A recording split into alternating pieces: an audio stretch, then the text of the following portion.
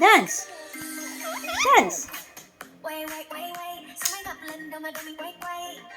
Anh ơi anh à, Dance. có mùa gì mà lại làm em yêu vậy? Baby baby, em nói từ đầu baby can you say? Mai kia coi ngày, sau cái ngày nào Dance. nhà mình đông con vậy. Nếu như một câu nói có thể khiến anh vui, sẽ suốt ngày luôn nói không ngừng để anh cười. Dance time.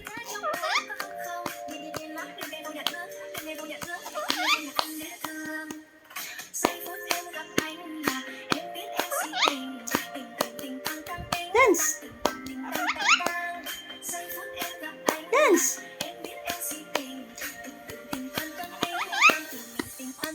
Dance.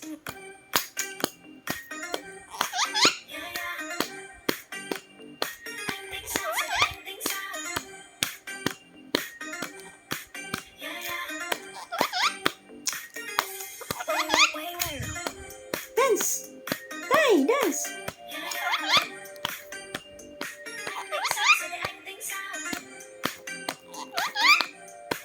Dance. Dance time. Sao giờ thì anh tính sao đâu thì tới đâu thì tới, em cũng chẳng biết tới đâu. Nếu yêu là khó, không yêu cũng khó, em cũng chẳng biết thế nào. Anh cứ kiếm xuyên qua trái đêm, anh như tình cực hiếm xuyên ngay vào tim. Anh chết em rồi, anh chết thật thôi. Nếu như một câu nói có thể khiến anh vui, nói thêm một câu nữa có khi khiến anh buồn. Nếu anh làm như thế cho em. They like the song. Oh, you dance. Dance.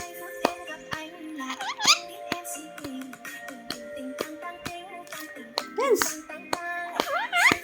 Tangtang. Dance.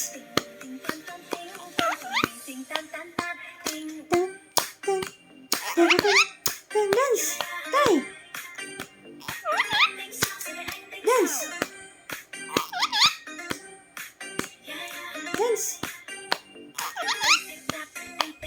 Dance. Dance time.